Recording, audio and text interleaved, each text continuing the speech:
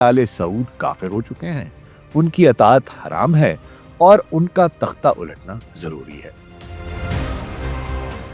حملہ آور کون تھے؟ حملہ کیوں ہوا؟ حضرت امام مہدی ہونے کا دعویٰ کس نے کیا؟ لاکھوں زائرین فجر کی نماز کے لیے جمع تھے۔ امام شیخ محمد السبیل اذان دے چکے تھے۔ اچانک مسجد کے تمام 39 دروازے بند ہو گئے، میناروں پر مسلح نوجوان چڑھ گئے، بیلکونیوں سے کلاشنکوفوں کی آوازیں گونجنے لگیں، لاؤڈ سپیکر پر جہیمان کی کرخت آواز، اے مسلمانوں، مہدی تشریف لا چکے ہیں، بیعت کرو ورنہ تمہارا خون حلال ہے۔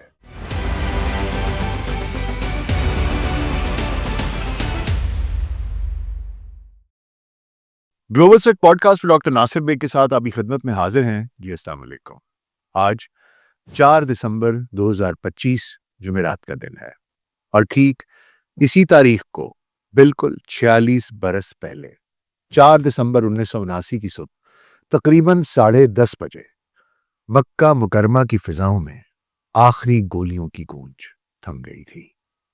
دنیا کی سب سے مقدس جگہ مسجد الحرام 15 دنوں 4 گھنٹوں اور تقریباً 22 منٹس کے لیے خونریز محاصرے کے زد میں رہی اور اس کے بعد آزاد ہو گئی۔ یہ وہ لمحہ تھا جب سعودی فورسز نے آخری حملہ آوروں کو شکست دے دی اور اسلام کی تاریخ کا ایک سیاہ باب ہمیشہ ہمیشہ کے لیے بند ہو گیا۔ حملہ آور کون تھے؟ حملہ کیوں ہوا؟ حضرت امام مہدی ہونے کا دعویٰ کس نے کیا؟ آئیے اس کہانی کے اسرار و رموز پر روشنی ڈالتے ہیں۔ پس منظر دیکھتے ہیں ہوا کیا۔ سعودی عرب کی تبدیل ہوتی ہوئی دنیا اور سلگتی آگ۔ 1970 کی دہائی سعودی عرب کے لیے دولت، ترقی اور تبدیلی کی دہائی تھی۔ تیل کی دولت سے شہر چمک رہے تھے۔ ریاض، جدہ میں آسمان چھوتی عمارتیں اٹھ رہی تھیں۔ ٹیلی ویژن آیا، رنگین ٹی وی آیا، فٹ بال میچ دکھائے جانے لگے، لڑکیوں کے سکول کھلنے لگے، مغربی انجینئرز آئے، ڈاکٹرز آئے، ٹیکنیشینز آئے، سعودی نوجوان مغربی لباس زیب تن کرنے لگے، موسیقی سننے لگے اور شاہی خاندان کی عیاشیاں زباں زدے عام ہوتی گئیں۔ لیکن یہ سب کچھ مدینہ کی یونیورسٹیوں اور مکہ کی مساجد اور نجد کے بدو علاقوں میں بیٹھے سخت گیر عربوں کو شاید درست نہیں لگ رہا تھا۔ وہ چہمگوئیاں کرتے تھے کہ آل سعود نے تو حرم کی حفاظت کا وعدہ کیا تھا، لیکن اب وہ خود کفر اور بدعنوانی کو حرم کے اندر لے کے آ رہے ہیں۔ اور اس ناراضی کی آگ کا سب سے بڑا ترجمان بنا جہیمان بن محمد بن سیف العتیبی۔ 16 ستمبر 1936 کو قبیلہ عتیبیہ کے ایک غریب بدو گھرانے میں ساجر نامی گاؤں میں پیدا ہوا۔ اس کا بچپن صحرا میں گزرا، جہاں وہ غیر قانونی تجارت اور منشیات کی سمگلنگ میں ملوث رہا۔ پھر ایک دن اس نے توبہ کر لی اور مذہب کی طرف پلٹ آیا۔ 1965 سے 1972 تک وہ سعودی نیشنل گارڈ میں افسر رہا، جہاں اسے بنیادی فوجی تربیت ملی اور ہتھیار چلانے کی تربیت بھی وہیں سے ملی۔ 1973 میں مدینہ اسلامی یونیورسٹی میں داخل ہوا، جہاں شیخ عبدالعزیز بن باز، شیخ محمد بن عثیمین اور شیخ ناصر الدین الالبانی جیسے بڑے علماء کے حلقوں میں بیٹھا۔ لیکن اس کا مذہبی نظریہ بہت سخت گیر ہو گیا۔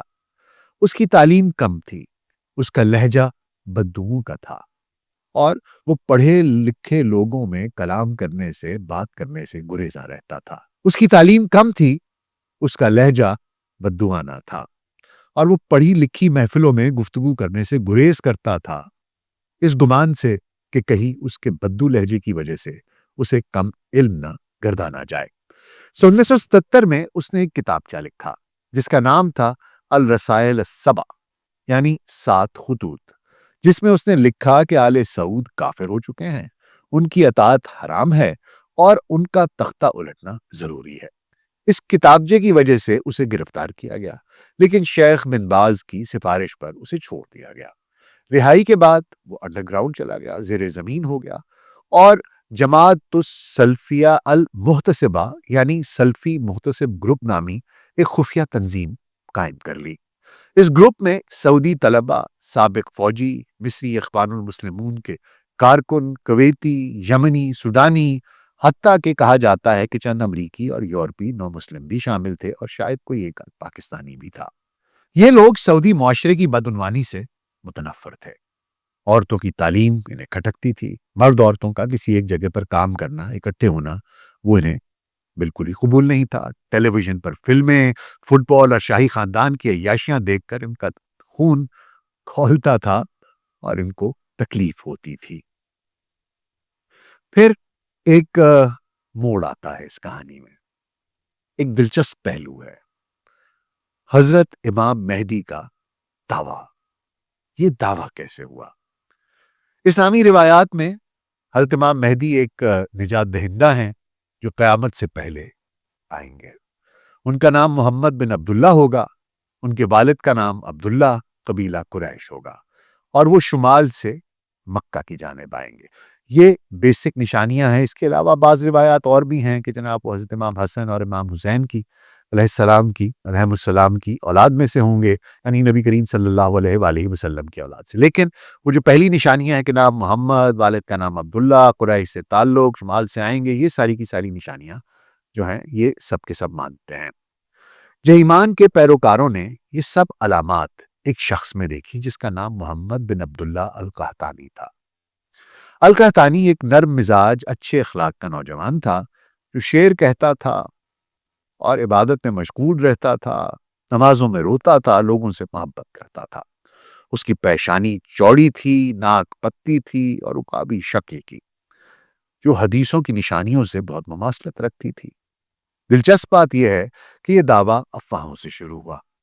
محاصرے سے چند ماہ پہلے مکہ میں یہ افواہیں پھیل گئیں کہ سینکڑوں مکہ کے رہنے والوں نے اور حجاج نے خواب دیکھے ہیں۔ کیا خواب دیکھے ہیں؟ خواب دیکھے ہیں کہ القحطانی جو ہے وہ مسجد الحرام میں کھڑا ہے، اسلام کا جھنڈا اٹھائے ہوئے ہے۔ یہ افواہیں حجاج کے ذریعے دور دور تک پھیلائی گئیں۔ جہیمان کے ایک پیروکار خالد الیامی نے محاصرے کے دوران تقریر میں کہا کہ ہزاروں خوابوں نے مہدی کی آمد کی گواہی دی ہے۔ القحطانی خود پہلے گھبرایا۔ جب اس کو یہ کہا گیا کہ تم مہدی ہو تو وہ خود پریشان ہو گیا، گھبرا گیا، تنہائی میں چلا گیا، سیکلوژن میں چلا گیا اور اپنے آپ کو نماز اور عبادات میں مشغول کر لیا اور کچھ دیر کے لیے غائب ہو گیا۔ لیکن پھر جب باہر آیا تو مان گیا کہ وہی مہدی ہے۔ اب جیمان اور القحطانی کا اتحاد کیسے ہوا؟ یہ اتحاد ایک شادی سے ہوا۔ تعلق تو تھا لیکن ایک اتحاد ہوا اور پھر یہ مضبوط ہو گیا، ایک رشتے کی شکل اختیار کر گیا۔ القحطانی کی جو بڑی بہن ہے وہ جہیمان کی دوسری بیوی بنی۔ اس طرح القحطانی جہیمان کا ان دونوں میں سالے بہنوئی کا رشتہ بھی قائم ہو گیا۔ یہ رشتہ نہ صرف خاندانی تھا بلکہ ان کی تحریک کو بھی جوڑتا تھا، یعنی کہ ایک سیاسی رشتہ بھی آپ اسے کہہ سکتے ہیں۔ القحطانی 28 برس کا تھا، خوبصورت لامبے قد کا، اور جہیمان 44 سال کا سخت مزاج کا لیڈر۔ لیکن کہتے یہ ہیں کہ جہیمان کی پرسنالٹی ایسی تھی کہ وہ جس کسی کے ساتھ بھی گفتگو کرتا تھا اسے اپنا اسیر کر لیتا تھا۔ یہ جوڑی انتہا پسندی کی علامت بن گئی۔ اس کے بعد ایک سلسلہ شروع ہوتا ہے میٹنگز کا۔ مہینوں تک ریاض، بریدہ، حائل اور مکہ کے آس پاس خفیہ میٹنگیں ہوتی رہیں۔ جہیمان کے گروپ میں تقریباً 400 سے 600 لوگ تھے۔ ہتھیار جمع کیے گئے، کلاشنکوف سعودی نیشنل گارڈ کے گوداموں سے چوری کی گئیں، دستی بم اور RPG مصری اخوانیوں نے لا کر فراہم کیے۔ ایک دلچسپ طریقہ کار یہ تھا کہ جو جنازوں کے تابوت ہوتے ہیں، کافنز ہوتے ہیں، ان میں ہتھیار چھپا کر مسجد الحرام کے تہہ خانوں میں پہلے ہی جمع کر دیے گئے۔ اسی طرح کھانے پینے کا سامان، پانی، ادویات، حتیٰ کہ جنریٹرز بھی تہہ خانوں میں رکھے گئے۔ جہیمان نے آخری میٹنگ میں کہا، کل فجر کے بعد ہم تاریخ تبدیل کر دیں گے۔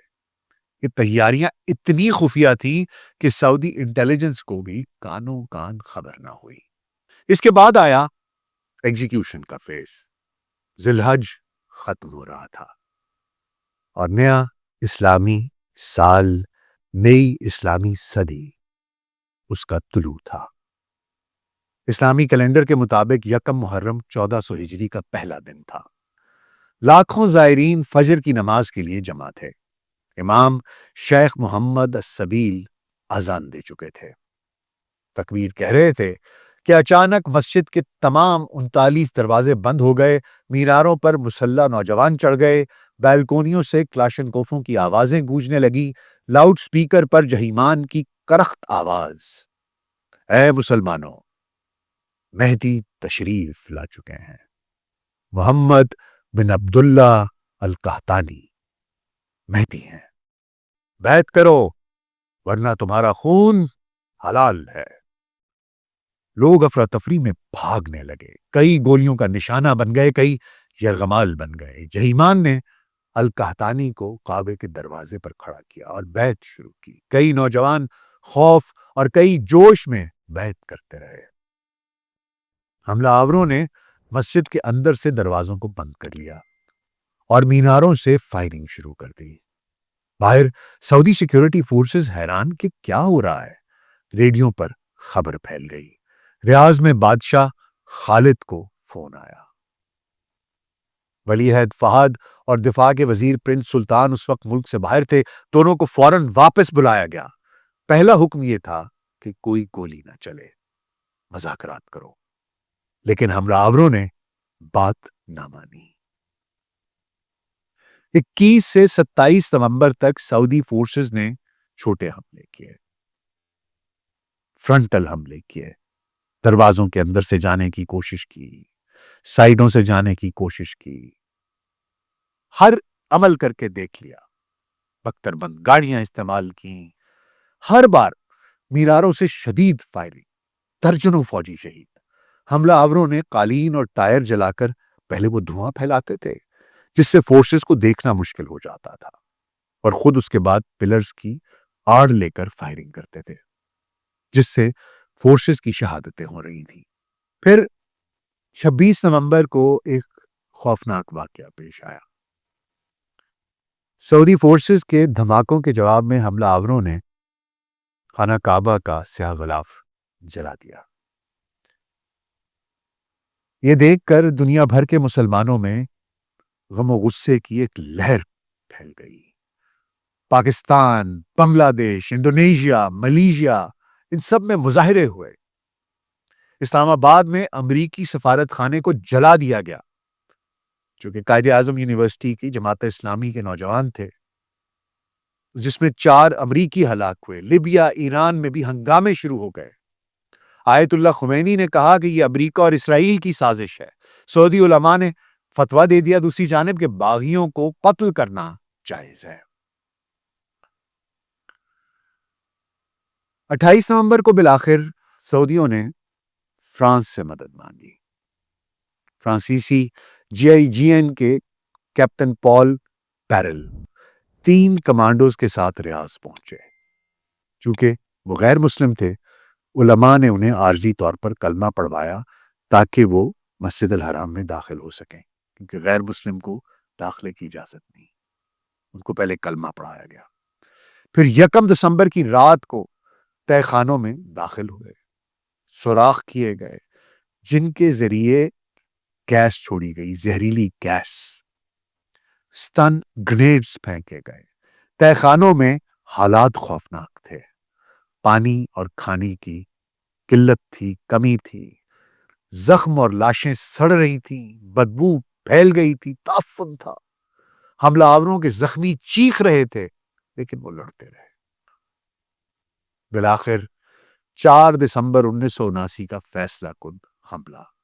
صبح 10:30 بجے سعودی ٹینکوں نے دروازے توڑے، فرانسیسی کمانڈوز آگے گئے، آخری مزاحمت کو ختم کیا۔ القحطانی لڑائی میں مارا گیا۔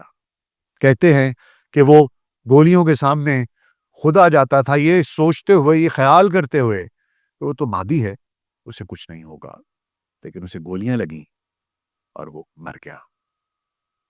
قحطانی مر گیا، لیکن اس کے پیروکار کہتے رہے کہ مہدی شہید نہیں ہو سکتا۔ جہیمان زخمی حالت میں پکڑا گیا، وہ پانی مانگتا رہا اور کہتا رہا کہ وہ غلط نہیں تھا۔ کل ہلاکتیں سرکاری طور پر 127 فوجی، سعودی فوجی، 117 حملہ آور مارے گئے، 68 زندہ پکڑے گئے۔ سرکاری اندازے کے مطابق 500 سے 1000 افراد اس تمام واقعے میں اپنی جان سے ہاتھ دھو بیٹھے۔ کہا جاتا ہے کہ مسجد حرام کے تہہ خانوں میں آج بھی گولیوں کے نشان اور دفن لاشیں موجود ہیں۔ یہ واقعہ تو ہو گیا، لیکن اس کے عالمی اثرات ہوئے۔ 9 جنوری سن 1980 کو سعودی عرب کے 8 شہروں میں بیک وقت 63 باغیوں کو عوامی طور پر پھانسی دی گئی۔ جیمان کو ریاض میں تلوار سے اس کا سر پورے مجمع کے سامنے قلم کیا گیا۔ اس کی لاش 3 دن تک چوراہے پر لٹکائی گئی۔ لیکن اس واقعے نے بہت سے لوگوں پر اثر کیا۔ ان میں سے ایک تھا سعودی امیر زادہ جس کا نام تھا اسامہ بن لادن۔ وہ شاہی خاندان پر تنقید کرتا رہا۔ عالمی سطح پر امریکی مخالفت بڑھ گئی۔ سعودی عرب میں اصلاحات رک گئیں۔ خواتین کا ٹی وی پر آنا بند ہو گیا۔ ان کی ڈرائیونگ پر پابندی لگا دی گئی۔ سینماز بند کر دیے گئے۔ مذہبی پولیس اس کے اختیارات بڑھا دیے گئے۔ اس کے بعد افغانستان کو اربوں ڈالر کی امداد دی گئی تاکہ جو جہاد کا عنصر ہے اس کو اس طرف ڈائیورٹ کر دیا جائے، تاکہ اس بجائے اس کے کہ کوئی اندر اس طرح کا کام کرے جس کے دل میں کوئی جہاد کی خواہش ہے اس کو ادھر ڈائیورٹ کر دیا جائے۔ اربوں ڈالر اس میں خرچ کیے گئے، جس کی وجہ سے بعد میں القاعدہ اور طالبان کی بنیاد پڑی۔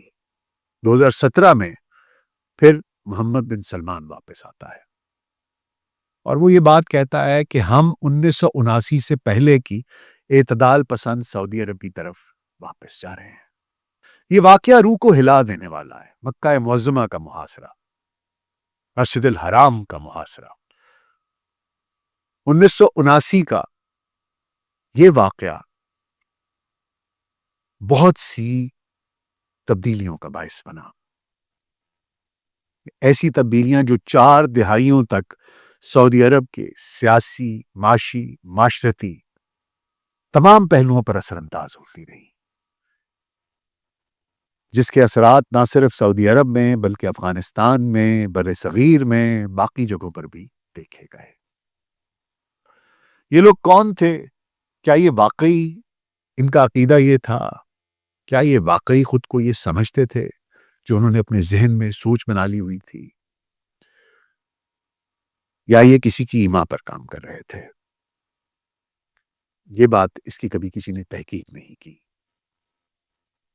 لگتا یہی ہے کہ شاید کچھ ایسی سوچ کے حامل جن کی سوچ بہت شدت اختیار کر گئی اور وہ یہ کام کر گئے۔ لیکن آج کے دور میں جب پھر ایک دفعہ پھر صدائیں گونج رہی ہیں کہ حضرت امام مہدی کا ظہور شاید ہونے والا ہے، یہ کہانیاں سننے میں آتی ہیں کہ تمام نشانیاں پوری ہوتی جا رہی ہیں۔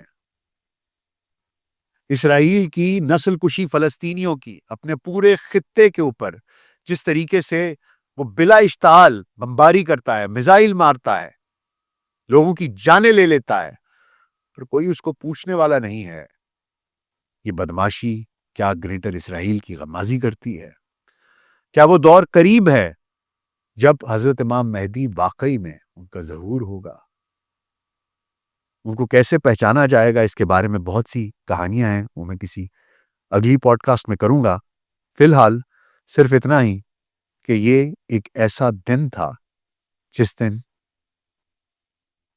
مسلمانوں کا قبلہ مسجد الحرام ایک انتہائی خطرناک سیج کے بعد، ایک انتہائی خطرناک محاصرے کے بعد آزاد ہو گیا تھا۔ سوچا آپ کے ساتھ اس واقعے کی یادگار کے طور پر یہ کہانی ایک دفعہ دہرا لی جائے۔ آپ کا اس بارے میں کوئی کامنٹ ہے، آپ کی اس بارے میں کوئی سوچ ہے، کوئی خیال ہے، تو مجھے نیچے کامنٹس میں ضرور بتائیے گا۔ خیال رکھیے گا۔ شکریہ۔